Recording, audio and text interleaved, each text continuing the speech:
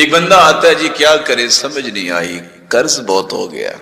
کتنا قرض ہو گیا؟ 2 لاکھ 4 لاکھ 2 کروڑ 10 کروڑ۔ ہاں کچھ بیچارے بغیر دیکھے چھلانگ لگاتے ہیں تو اپنی ٹانگیں تڑوا بیٹھتے ہیں۔ اتنا کو قدم اٹھاؤ نا جتنا آپ سہ سکو۔ پہاڑ جتنا قرض ہو، پہاڑ کہہ رہا ہوں، اور یہاں جاننے والے ہیں وہ لوگ، علم پڑھے ہوں گے کہ پہاڑ کی ماہیت اور ساخت کیا ہوتی ہے۔ پہاڑ جتنا اوپر نظر آ رہا ہوتا ہے اس سے زیادہ نیچے بھی ہوتا ہے۔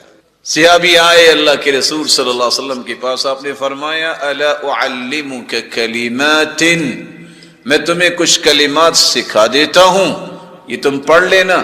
لو كان عليك مثل جبل صبير دينا اذهبه الله عنك، اگر تیرے اوپر صبیر پہاڑ جتنا بھی قرض ہوگا یہ کلمات پڑھ لینا، اللہ اس قرضے کو دور کر دیں گے۔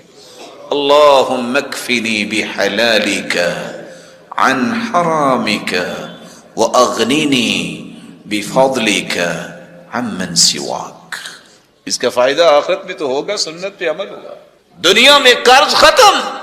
یہاں ایک اور بات بھی میں آپ کی خدمت میں ادب سے پیش کر دوں۔ کچھ لوگ کہتے ہیں کیسے ہوگا؟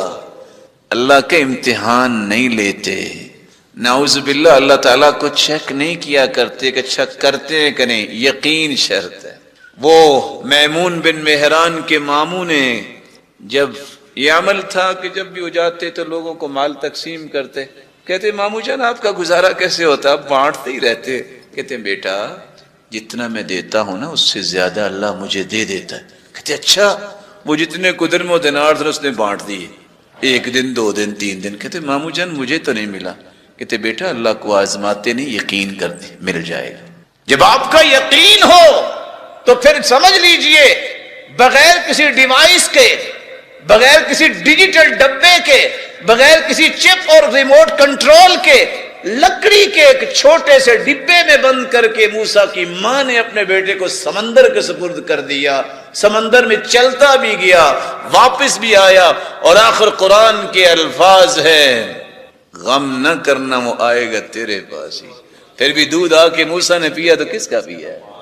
یقین جب ہو تو اتنی بڑی آنکھ جلی ہو، اور ابراہیم کا یقین تھا میرا رب مجھے ضائع نہیں کرے گا، اتنی آنکھ کہ اگر کوئی پرندہ اڑتا ہوا گزرتا لو طار علیہا طائر سقط مشویہ، تو بھنا ہوا نیچے گر جائے۔ اور آج کی تاریخ بھی بتاتی ہے کہ وہاں کوئی درخت نہیں ہوتا جہاں یہ آگ لگی تھی، لیکن اللہ ذوالجلال کے پیغمبر کا انسان کو اس مبارک مہینے میں داخل ہونے سے پہلے قلبی تیاری بھی کرنی چاہیے، دل کو بھی پاکیزہ کرنا چاہیے، دل کو بھی صاف کرنا چاہیے۔ کن چیزوں سے؟ 4 چیزوں سے دل کو صاف کرنا بہت ضروری ہے۔ پہلی چیز گناہوں سے پاک کرنا۔ گناہوں سے دل کیسے پاک ہوتا ہے؟ جب انسان توبہ کر لیتا ہے، اور توبہ کا مطلب یہی ہے کہ انسان جو کچھ ہو چکے گناہ اچھا سا وضو کرے، 2 رکعتیں پڑھے، اللہ کے سامنے شرمندہ ہو جائے، اقرار کر لے کہ مجھ سے یہ غلطی کوتاہی ہو گئی، 2 رکعتیں پڑھنے کے بعد ہاتھ اٹھا کے پکا وعدہ کر لے اللہ ذوالجلال معاف ہی نہیں کریں گے بلکہ اس کے گناہوں کو بھی نیکیاں ہی بنا دیں گے۔ آپ صلی اللہ علیہ وآلہ وسلم نے فرمایا تھا، جب کسی صحابی نے پوچھا کہ سب سے افضل مومن کون ہے، تو آپ نے فرمایا وہ شخص جو زبان کا سچا ہے، مخموم القلب ہے۔ کہا اللہ کے رسول زبان کی سچائی کی تو سمجھ آ گئی کہ جھوٹ نہیں بولنا، یہ مخموم القلب کیا ہے؟ آپ نے فرمایا التقی، یہ وہ شخص ہے جس کو متقی کہتے ہیں۔ الغنی، یہ وہ شخص ہے جو ہر وقت التجاؤں کا رخ اللہ کی طرف کرتا ہے، کسی مخلوق کو بگڑی بنانے والا نہیں سمجھتا، وہ صرف ایک اللہ کو بگڑی بنانے والا سمجھتا۔ الذی لا اسم فیہ ولا بغی ولا غل ولا حسد، 4 قسم کی غلاظتوں اور علائشوں سے اپنے دل کو جو پاک کر لیتا ہے، اس کو کہتے ہیں مخموم القلب۔ یہ پوری کائنات سے افضل انسان ہے۔ آج 7 ارب 21 کروڑ لوگ دنیا میں موجود ہیں، کافر بھی ہیں، مسلمان بھی ہیں، عمل کرنے والے بھی ہیں، بد عمل بھی ہیں۔ اگر کوئی پوری کائنات سے اعلیٰ بننا چاہتا ہے تو اسے ان 4 چیزوں کو اپنے دل سے نکالنا ہوگا۔ غلطی کوتاہی ہر بندے سے ہو جاتی ہے۔ کل بنی آدم خطاء، آدم کی ساری اولاد خطا کار ہے۔ وخیر التوابین وخیر الخطائین التوابون، ان غلطی کرنے والوں میں سب سے اچھا وہ ہے جو توبہ کر لے۔ الذی لا اسم فیہ، گناہ جو ہے وہ جڑ نہ پکڑے دل میں۔ بھول سے گناہ ہو سکتا ہے، غصے میں آ کے جذبات سے آپ کسی کو کچھ کہہ سکتے ہیں، لیکن گناہ کی عادت اس طرح پڑ جانا کہ دل میں جگہ بنا لے، ہر وقت سوچے غلط، ہر وقت بدگمانی کا شکار ہے، ہر وقت اس کے دل میں حسد اور عداوت چل رہا ہے، یہ گناہ کی وہ جڑیں مضبوط ہیں جن کو توڑنا اور اکھاڑنا بہت ضروری ہے۔ ایسا انسان اگر اللہ سے توبہ نہیں کرتا تو 24 گھنٹے کے گناہ میں مشغول ہو جاتا ہے۔ الذی لا اسم فیہ، رمضان سے پہلے اس دل کو گناہوں سے پاک کیجیے، گناہ براجمان نہ ہو، جڑ نہ پکڑیں۔ ولا بغی، بغاوت کو دل سے پاک کیجیے۔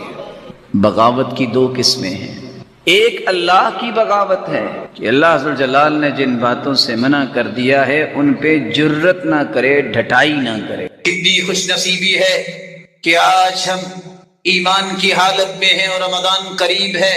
اللہ اس رمضان کی رحمتوں کو سمیٹنے کی توفیق عطا فرمائے۔ کیف نستقبل رمضان، میں رمضان المبارک کا استقبال کیسے کروں؟ مجھے اس بات کی فکر ہونی چاہیے سلف صالحین کا طریقہ کیا تھا۔ سب سے پہلے اپنی نیتوں کو خالص کر لیجئے، تاکہ اس مہینے کی برکات کو دامن میں جمع کرنا چاہتے ہو، اخلاص کے بغیر ممکن نہیں۔ حذیفہ نے کہا تھا، یا موسیٰ 3 خصال ان کن فیک، اگر 3 باتیں تجھے نصیب ہو جائیں، لم ينزل من السماء خیر الا كان لك فيه نصیب، آسمان سے جتنی بھی خیر و برکت نازل ہوگی تجھے ضرور حصہ ملے گا، لیکن کب؟ جب 3 کام تم کر لو گے۔ سب سے پہلا کام، یکون عملک للہ، اللہ کی رضا کے لیے کام کیا کرو۔ روزہ اور تراویح اللہ کے لیے، دکھانے کے لیے نہیں، شہرت اور واہ واہ کے لیے نہیں، اس رب کی رضا کے لیے جس نے جنت انعام رکھا ہے۔ دوسرا کام، وَتُحِبُّ لِلنَّاسِ مَا تُحِبُّ لِنَفْسِكَ، جو اپنے لیے پسند کرتے ہو مسلمان بھائی کے لیے بھی پسند کیا کرو۔ آسمان سے جو بھی برکت اترے گی تجھے حصہ ضرور ملے گا۔ وَهَذِهِ الْكِسْرَةُ تَرْفَعُهَا مَا قَدَرْتَ، تیری جیب میں جو کچھ ہے تم بھی اللہ کے ہو، اور یہ جیب میں جو کچھ ہے یہ بھی اللہ کا دیا ہوا ہے، جو اللہ نے عطا کیا ہے۔ اس میں سے لوگوں کو محروم نہ کرنا، کھانے کا ایک ٹکڑا ہی کیوں نہ ہو، نہ جانے ایک شخص نے صبح سے یہ ٹکڑا بھی نہ کھایا ہو، صدقہ کیا کرو۔ اخلاص، صدقہ جو اپنے لیے پسند کرتے ہو اپنے بھائیوں کے لیے پسند کیا کرو۔ تم چاہتے ہو تمہیں عزت ملے، مسلمانوں کو عزت دیا کرو۔ تم چاہتے ہو تمہارا احترام ہو، تم بڑوں کو احترام دیا کرو۔ تم چاہتے ہو مجھ پہ کوئی شفقت کرے، چھوٹوں پہ شفقت کیا کرو۔ تم چاہتے ہو میرے ساتھ خیر اور بھلائی کے معاملے ہوں، تم خیر اور بھلائی لوگوں کے ساتھ کیا کرو۔ آسمان سے جتنی برکت اترے گی اللہ تجھے اس میں حصے دار بنا دیں گے۔ ایک دوسرا کام جو تمہیں کرنا ہے، رسول اللہ صلی اللہ علیہ وآلہ وسلم کے صحابہ کس قدر خوبصورت زندگیاں گزارتے تھے۔ عبداللہ ابن مسعود رضی اللہ تعالی عنہ، جب ان سے سوال کیا گیا کیف کنتم تستقبلون رمضان، آپ رمضان کا استقبال کیسے کرتے تھے؟ قال ما كان احدنا يجرأ على استقبال الهلال وفي قلبه ذرة حقد على اخيه المسلم، ہم میں سے کوئی ایسا شخص نہیں تھا جو رمضان کا چاند نظر آنے سے پہلے اس کے دل میں ذرہ برابر بھی کسی مسلمان کے بارے میں کینہ ہو، بغض ہو، حسد ہو۔ اپنے دل کو صاف کر لیجئے، دل صاف نہ ہوا تو یہ رمضان کی برکتیں نصیب نہیں ہوں گی۔ فضیل ابن عیاض فرماتے ہیں لم يدرك من عندنا من ادرك بكثرة صيام ولا صلاة، ہم سے پہلے جو لوگ تھے ان کو اللہ نے برکتیں اس لیے نہیں دی تھی کہ وہ زیادہ روزے یا تہجد اختیار کرتے، یہ بھی کیا کرتے، لیکن اصل راز یہ تھا لسلامت صدورہم، ان کے سینے بڑے پاکیزہ تھے، کوئی حسد، کوئی بغض، کوئی عناد، کوئی عصبیت، کوئی تعصب، کوئی کینہ، کوئی گناہ ان کے دلوں میں نہیں ہوتی تھی۔ نتیجتاً اللہ ذوالجلال نے انہیں برکتوں سے نواز دیا۔ رسول اللہ صلی اللہ علیہ وآلہ وسلم نے ایک تیسری بات بھی سمجھائی کہ یہ مہینہ عبادت کا مہینہ ہے، ان میں ایک ایسی رات ہے جسے لیلۃ القدر کہتے ہیں، اس کی تلاش کیجئے۔ آج کس کی عمر ہے؟ 83 سال 4 ماہ کس کی عمر ہوگی؟ ایک رات جو گنتی کے 5 سے 6 گھنٹے ہے جو عبادت میں گزارتا ہے، اللہ ذوالجلال اتنے سالوں سے جو عبادت میں مشغول ہو جتنا اس کو اجر ملے گا، اللہ اس سے زیادہ اس انسان کو اجر دیتے ہیں جو لیلۃ القدر کی تلاش کرتا ہے۔